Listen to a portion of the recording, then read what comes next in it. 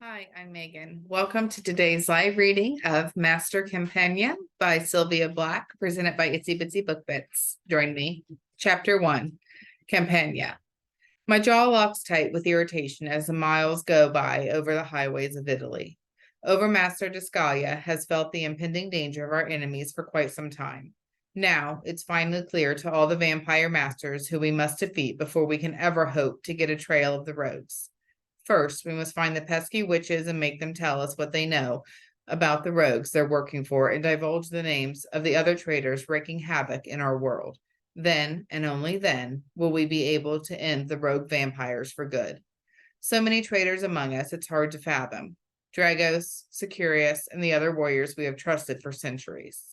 No one would have ever suspected Vince, who devoted his entire life working for the police just to provide us inside information, or Azalea, Overmaster's trusted consigliere, a woman who swore allegiance to him and stood by his side as he picked himself up from the ashes and built the very empire all the vampires enjoy today. Yet every single one of them and more turned against us. Any number of people could have joined the rogues, a fellow vampire master, a lord, a warrior. Our fearless leader did not say who else dared to betray us. There is no doubt, though, that someone we trust is feeding information to the witches for the rogues.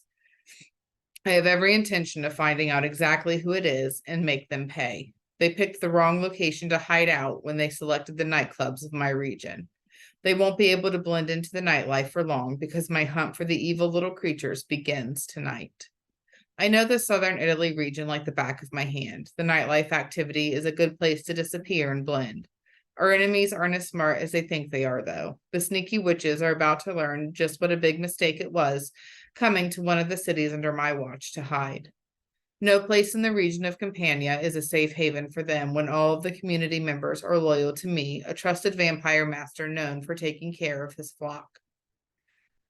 The wheels of a black Maserati hug the corners of the winding roads, snaking around the province of Campania as my driver rounds the bends high above the sea.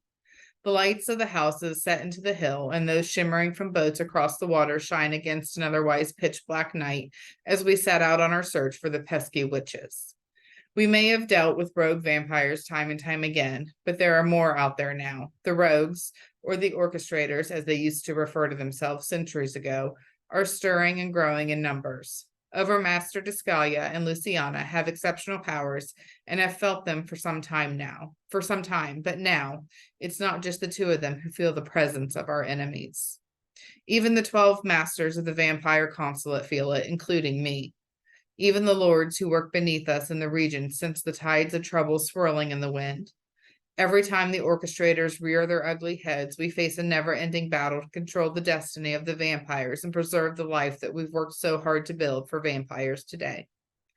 Not once have we come close to losing that centuries-old war, while the purebloods, under Overmaster Descalia's direction, have chosen the path of blending, learning, and adapting to new ways of doing things. The rogues are still stuck in the ways of years ago.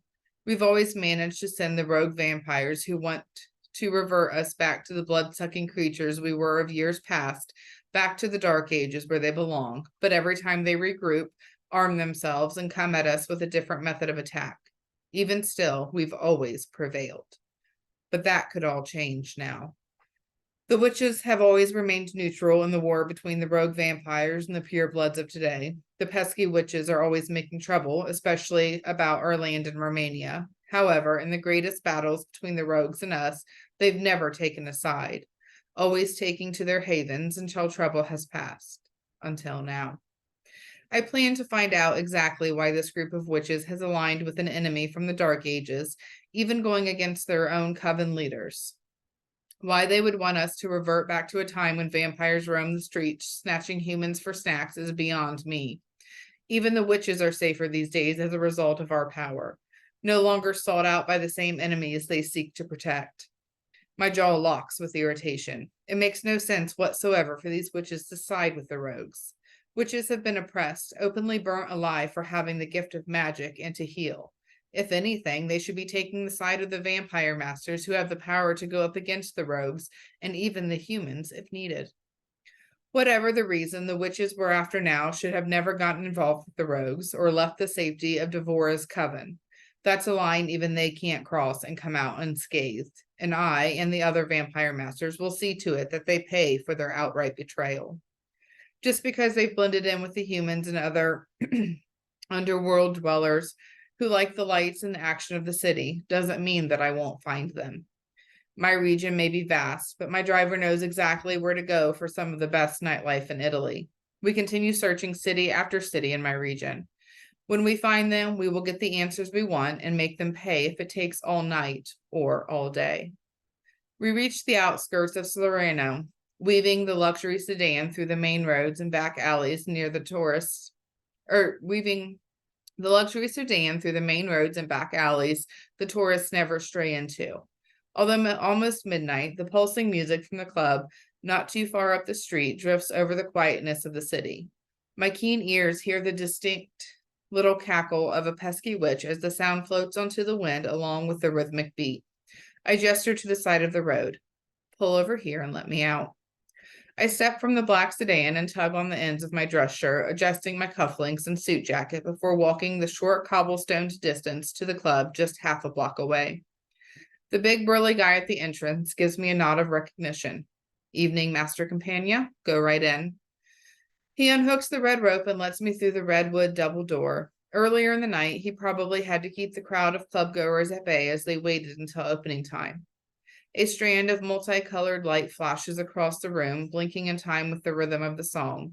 I make my way through the throng of small tables filled with people talking and drinking their favorite concoctions, while watching a multitude of people on the dance floor who are moving to a popular beat. My eyes scan the room, taking in the humans, vampires, and other underdwellers of the night, everyone mingling under the same roof, as it should be.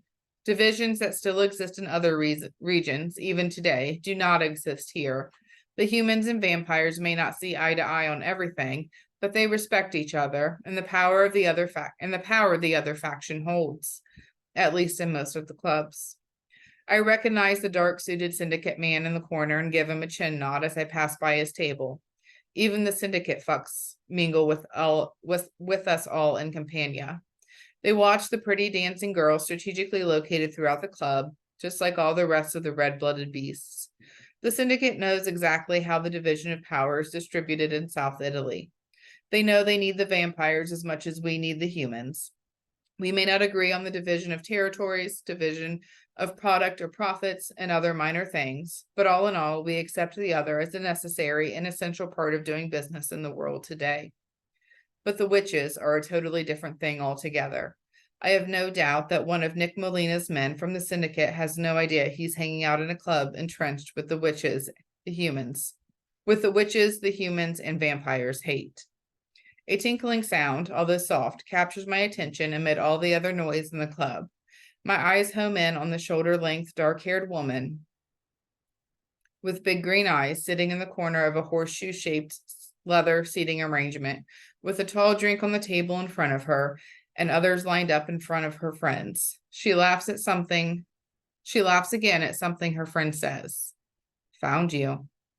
Every single one of the ladies drinking and laughing at the table in the back are probably trying to blend into the surroundings as though they are human and not of Wiccan descent. Probably born with no other intent than to cause the vampires aggravation and grief any chance they get.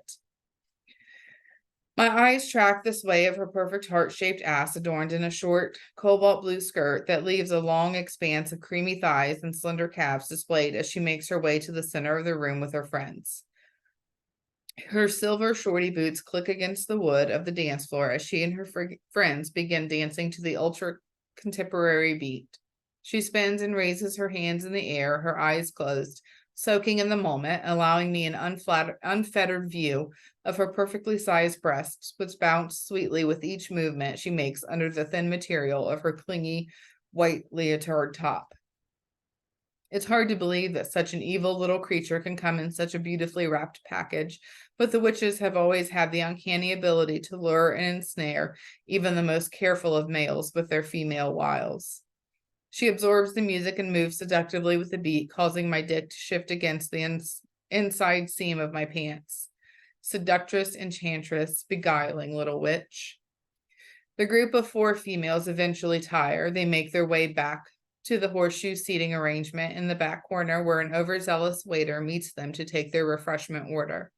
The minute he leaves the table, she turns to her friends and they begin laughing. They won't find the rest of their evening as enjoyable as it's been up to this point.